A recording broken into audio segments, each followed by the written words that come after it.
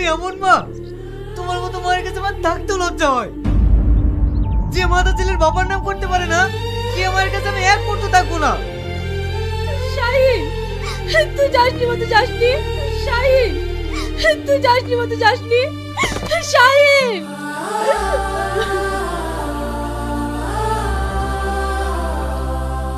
কি হলো রে মা, তুই এভাবে কাঁদছিস কেন? আব্বা, আমার শাহিন সেও আমাকে ভুল বুঝে চলে গেল। আমার শাহিন আমাকে ছেড়ে চলে গেল আব্বা।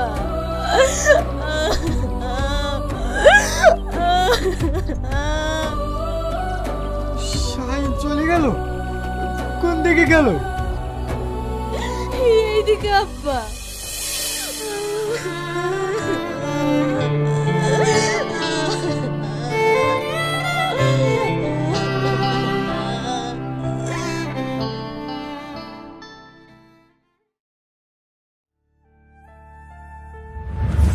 কে বাবা তুই একাই জঙ্গলের মাঝে? বাবা, আমি এক হতভাগা, আমার কেউ নেই। মিথ্যা বলছিস কেন? তোর সব আছে। আছে, কিন্তু তাদেরকে ছেড়ে আমি রাগ করে চলে এসেছি। আমি আমার মার কাছে আর কোনোদিন ফিরে যাব না। যে মা তার ছেলের পিতৃত্বের পরিচয় দিতে পারে না, সে মায়ের কাছে আমি আর কোনোদিন ফিরে যাব না। তোর মার কোনো দোষ নেই রে, কিন্তু তুই যেখানে ছিলি সেটা তোর আপন মা না হলেও আপনের থেকে অনেক বেশি। কি বলছেন বীর বাবা? ওটা আমার আপন মা নয়। তাহলে আমার মা কে? তোর মাকে সেটা আমি বলবো না, কিন্তু সময় হলেই তুই সব জানতে পারবি। কিন্তু তুই যে মার কাছে মানুষ হয়েছিস সে কোনো পাপ করেনি। তুই জানিস তোকে মানুষ করার জন্য নিজের দেশটা ত্যাগ করে এই জঙ্গলে এসে বাসা বেঁধেছি, নিজের সুখ বিসর্জন দিয়েছি, এমনকি বিয়েটা পর্যন্ত করেনি। আর সেই মাকে ছেড়ে তুই চলে এলি, বড় অন্যায় করেছিস। যা এক্ষুনি সেই মায়ের পা ধরে ক্ষমা চেয়ে নিলা, আর সময় হলেই সব বুঝতে পারবি। হক রাব্বানা।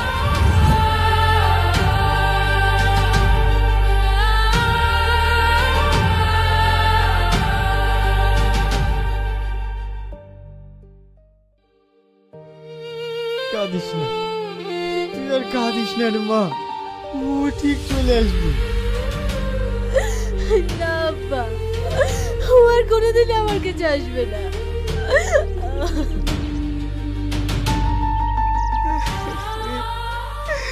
মা, তুমি আমাকে ক্ষমা করে দাও।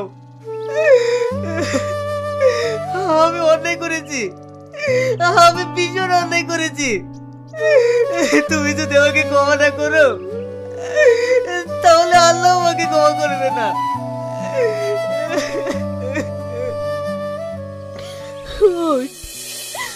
তুই যে বাড়ি ফিরে এসেছিস, এতে আমি অনেক খুশি হয়েছি। আর কখন আমাকে ছেড়ে যাবি না তো? বল, আমাকে ছেড়ে যাবি না তো? তুই জানিস আমি সব ছেড়ে থাকতে পারি, কিন্তু তোকে ছেড়ে আমি থাকতে পারি না।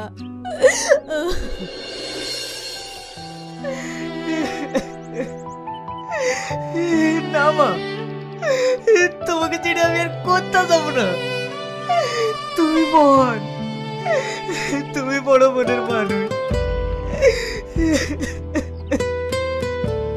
দেখলি তো রে মা, শাইন তোকে ছাড়া কোনোদিনই থাকতে পারবে না। নানু, আয় ভাই, আমার বুকে আয়।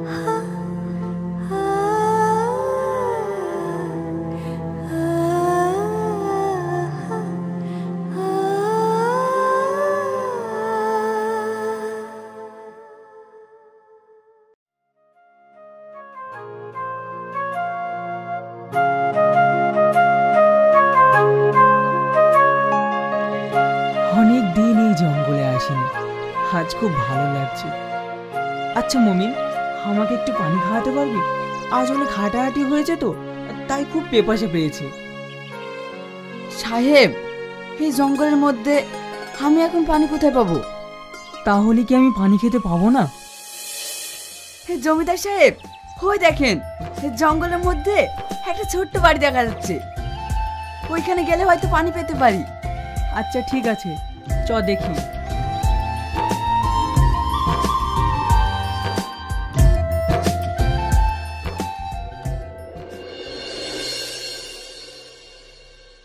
বাড়িতে কেউ আছো? আপনাদেরকে তো ঠিক চিনলাম না। আমি এখানকার জমিদার, আর এটা আমারই জঙ্গল। এখানে তুমি বাড়ি করেছো, কই আমাকে তো কিছু জিজ্ঞাসা করোনি? আমরা খুব গরিব মানুষ, জায়গা কেনার সামর্থ্য আমাদের নেই, তাই আপনার জায়গায় আমরা ছোট্ট করে ঘর করে আছি। আপনি যদি বলেন আমরা আজকেই এখান থেকে চলে যাব। না না, চলে যাওয়ার কথা তো আমি বলিনি। তোমার বাড়িতে এক গ্লাস পানি হবে? আমার ভীষণ পেপাসা পেয়েছে। রামিসা, এক গ্লাস পানি নিয়ে আয় তো মা।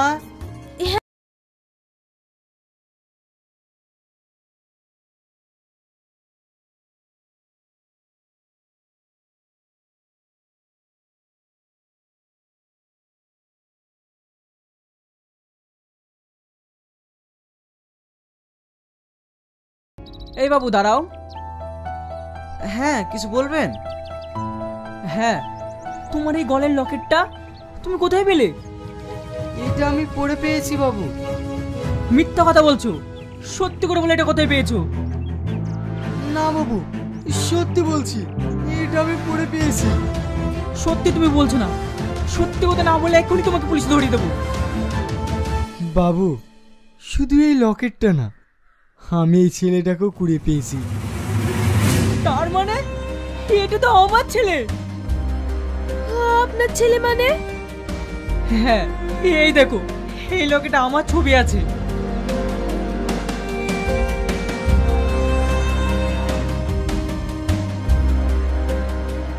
তাহলে ওই জঙ্গলে কিভাবে এলো?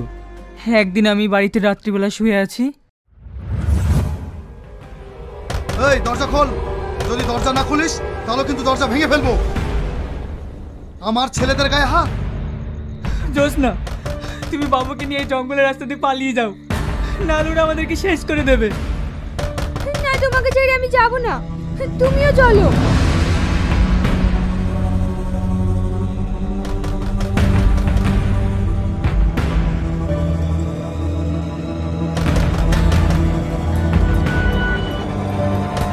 ওই দেখ শালা পালাইছে। ধর শালাকে, সাল্লুর সাথে পাঙ্গা।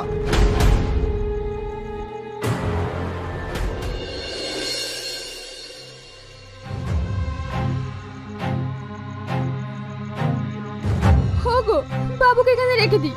ওরা যদি আমাদেরকে ধরে ফেলে তাহলে আমাদের সবাইকে মেরে ফেলবে।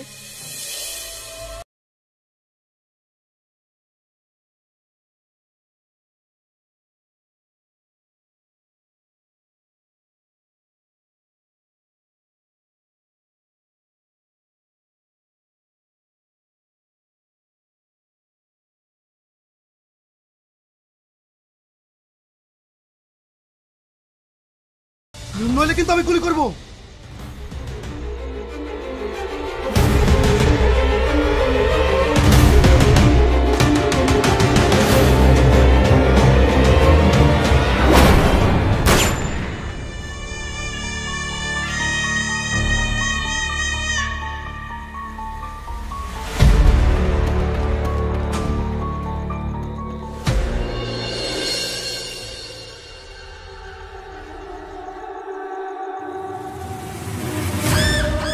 বস, শালা পালিয়েছে। পালিয়ে যাবে কোথায়? ধরা তো একদিন একদিন পড়তেই হবে। চল।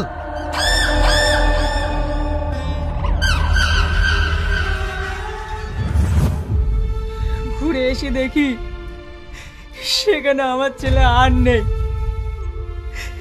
এই সেই আমার হারানো ছেলে রাসি। না, এই ছেলে আমার। এই ছেলে আমি কাউকে দেব না। মা, তোমাকে ছেড়ে আমি কোথাও যাব না। বাবু, ওরা মা ছেলে কোনোদিনই আলাদা হয়ে থাকতে পারবে না। আমিও চাই না ওরা আলাদা থাকুক। আপনি যদি কিছু মনে না করেন তাহলে আমি আপনার মেয়েকে বিয়ে করতে চাই। এ আপনি কি বলছেন? আমি ঠিকই বলছি। আমি জানবে এটা আমার হারানো স্ত্রী, আর রাহাত জানবে ওটা ওর মা। তাহলে ওদেরকে আর কোনোদিনই আলাদা হতে হবে না। মা, তুই কি বলছিস? তুমি যে ভালো বোঝো তাই করো, আমার কোনো আপত্তি নেই। তাহলে কি আমার আর কোনো আপত্তি থাকতে পারে? তোরা সুখী হোস মা।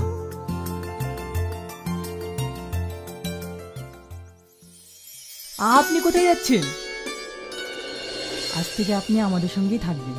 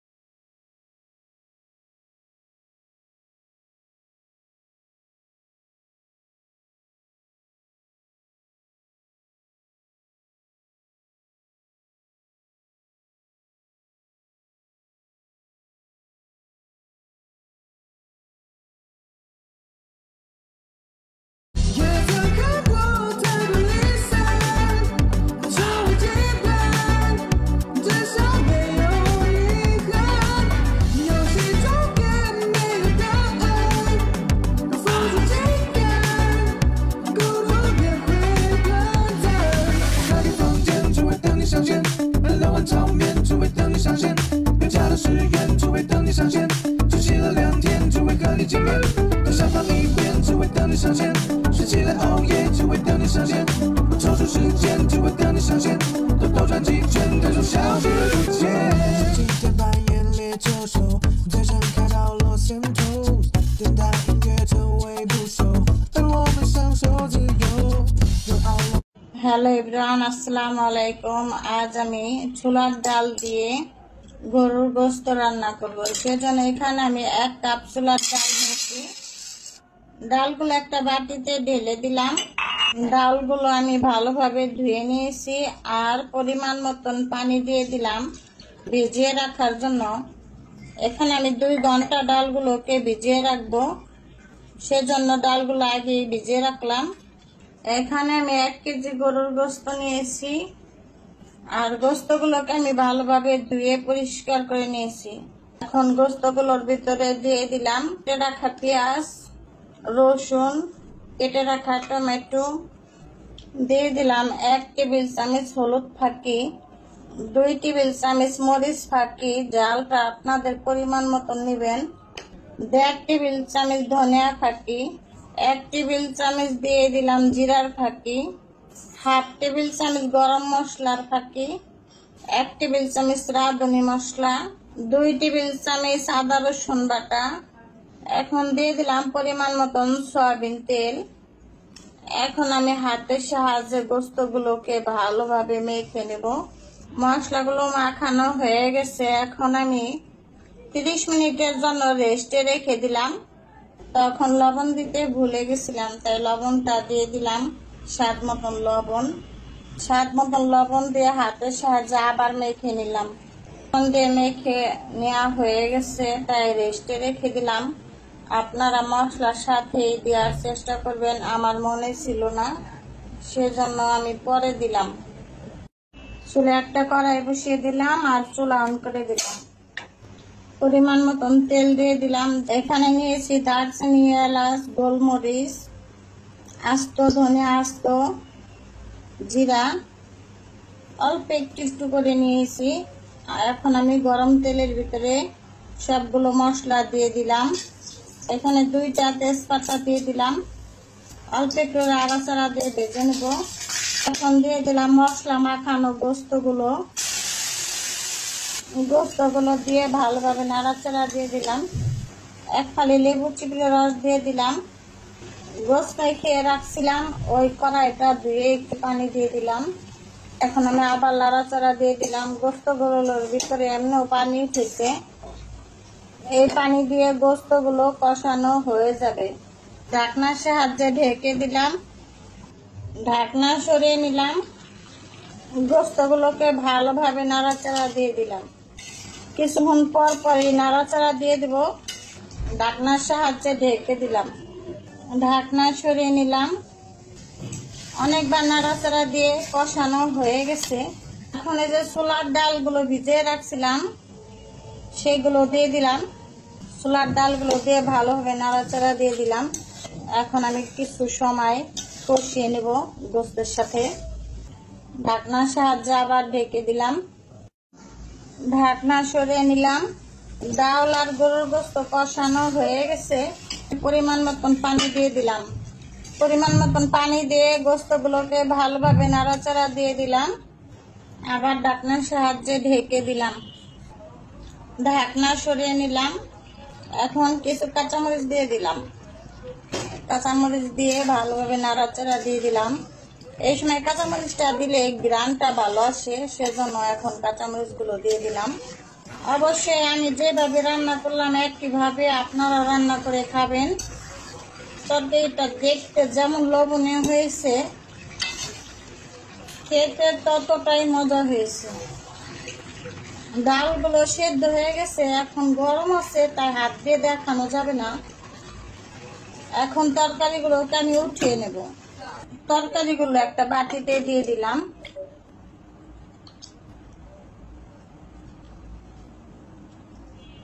ছোলার ডাল আর গরুর গোশত রান্না ফুল কমপ্লিট। উঠিয়ে পরিবেশন করলাম।